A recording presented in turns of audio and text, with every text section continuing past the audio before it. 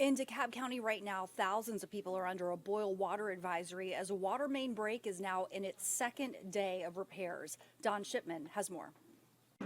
It's very difficult not to be open. Water main repairs stretching into a second day along a busy section of Claremont Road in DeKalb County. The owner of Atlanta Vintage Books keeping her doors open, but customers looking to rummage through their inventory of some 85,000 used books are tasked with navigating around orange cones. Which is a shame because hasn't been the best week for business being open from the snow and everything.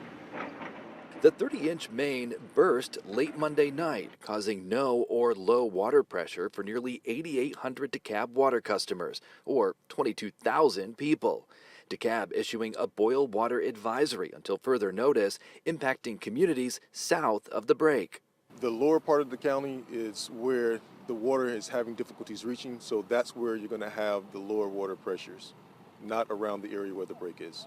DeKalb County is also offering up free bottled water. All you gotta do is stop on over. Here's some right here at this gas station. You can also find it at a number of fire stations throughout the area. Joining us now to talk a little bit about making sure that the water we're drinking is safe. We have Rich Razgaitis joining us, and you're the CEO of FloWater, so you're a specialist in filtration. Thanks so much for being here. Joy, thanks for having me here. So, after this break, of course, thousands of people are under a boil water advisory. But of course, people have concerns maybe when the water does come back on that, they want to make sure that it's safe. What advice do you have for folks?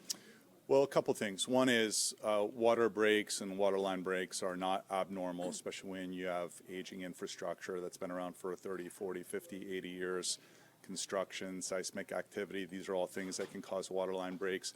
The thing that you worry about most with waterline breaks and the boil ban is in place because of things like E. coli and other bacteria that can be really hazardous. So, in terms of what people do, one is you got to boil your water. So 3 minutes, rolling boil, that's one thing that you need to be able to do. And then if we go from there, there's other things as it relates to how you hydrate your pets and how you brush your teeth and wash your dishes and clean your clothes. So we can talk about that if you wish as well. Yes. So what should we be thinking about? I mean, you had a couple of ideas for our viewers, when we were talking casually, things that we may not have thought of. A lot of times we make a distinction between water that's safe for drinking and water that's safe for showering. And you make a point that, hey, maybe if you have an open cut, it may not be safe for showering either. Yeah, so if you're showering, which is fine to do, even if you're under a boil advisory, couple things. One is just be careful about the water that gets near your nose and mouth and any nasal passages or any oral passages. The other thing is just in terms of shaving, whether shaving your legs or shaving your beard, that's something that I would just skip during this period of time because there's various entry points for bacteria that you just want to avoid. Same thing goes with washing your clothes. When you're washing your clothes, you want to be able to use it on a high heat or a high wash cycle, but then you also want to make sure that they're fully dry and not damp before wearing them again. Same with washing dishes. It either needs to be with boiled water or you need to use the sanitized cycle in the washing machine or the dishwasher so that it reaches at least 155 degrees or higher. And I could see that definitely with washing dishes. I'm a little surprised to hear you say that with washing clothes, that we have to really be as cautious as you say when it comes to washing clothes. Why is that? Well, it's just because of the wetness of it. And so as long as it's fully dry, then you've really eradicated the potential for bacteria to be in there. But while clothes are damp, wet, moist, that is basically a carrier for bacteria. And you want to be able to eliminate that, and drying it fully is one way to eliminate that. Okay, well, that's an interesting thought. You make a point that I don't want to say in one particular area, but really around the country, we're seeing aging infrastructure. It's just kind of the process of infrastructure, kind of as time passes, that things are going to break. Do you think that we need to think about filtration a little more, maybe as individuals and maybe as a society? We do. I mean, the way I would think about drinking water today is that it's like you get in a car and you have a seatbelt and you have an airbag probably. But the seatbelt equivalent in the world of water in the United States today with the aging infrastructure is that we're really in a world where we have to treat our water twice, right? So municipal water does a great job and the best job that they possibly can in treating that water to get it to one place in time and one point in time. But then as that water gets delivered through very aged infrastructure where there's other pharmaceutical herbicides, pesticides, glyphosate, commonly known as Roundup, that make its way into the water, you really have to treat it at the point of dispense. And so we highly recommend that people either filter or purify their water when it's coming out, because we have an infrastructure problem in the United States today, and there are chemical cocktails that are being formed in tap water, and that doesn't even touch upon things like lead and other heavy metals that are very pervasive across the United States. So ultimately, the way to solve this problem is treat your water twice. You've talked about the fact that there are so many chemicals that we may not even be aware of that are just in the environment. Maybe even if we're on well water, perhaps, maybe in municipal water. It's a little bit concerning, quite frankly. And you have some background information you wanted to share about what is really regulated. Well, in the United States today, there's a thing called the Safe Drinking Water Act of 1974, and it actually goes back 50 years, and it's been very minimally updated since then. And there are 94 contaminants that are regulated by the Safe Drinking Water Act of 1974. And many would argue that they're not even quite to the standard that American Academy of Pediatrics would actually ascribe to as it relates to lead, for example.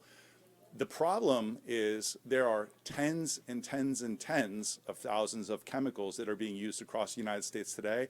And that could be everything from agriculture to manufacturing, and all of this runoff ends up making its ways into lakes, tributaries, streams, and then ends up in municipal water. Municipal water was never designed to withstand the level of contamination that's happened to our soils and agricultural land as well as runoff over the last 50 years. And so we now live in a world where we've got tens of thousands of chemicals that are in use in the United States, only 94 of which are regulated by the Safe Drinking Water Act. So that's yet another reason why you really have to kind of take the seatbelt in your own hands, metaphorically speaking, snap it in, and you got to do that by filtering or purifying your water. Some people often think, well, I should just drink bottled water, but that has other problems as it relates to microplastics, nanoplastics. So that's not actually the solution. The solution is really filter and purify your tap water.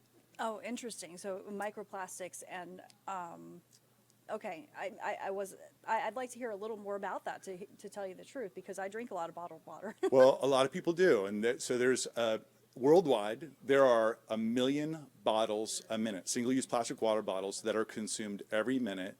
And one of the things that people don't realize is that most of it doesn't make its way into recycling, and even if it gets put in the recycling bin, about 90% of it doesn't make its way through reclamation. And so unfortunately, so yes, everyone should recycle. The reality is it probably doesn't matter that much if you throw it in the blue bin. That's tragic. But it ends up in oceans, lakes, rivers, and landfills. And then plastic doesn't biodegrade. It just turns into lots of little tiny pieces, and those tiny pieces turn into things called nanoplastics, which you can't even see. And now we're literally drinking our plastic. So the average American is eating or drinking 1 credit card's worth of plastic every single week. And those people that drink bottled water, some data shows that they have 10,000 times the number of microplastics in their body, or up to, as a result of effectively water that's just sitting, baking in plastic, and that plastic breaks down, and then you end up ingesting it. And so kind of the headline on that is, quite unfortunately, even if you're not drinking bottled water, you are drinking your bottled water, and it's being found in everything from brain tissue, umbilical tissue, placentas, lungs, and we're literally turning into plastic. So that's one of the reasons that we got to extract it out and not let it get into our bodies in the first place.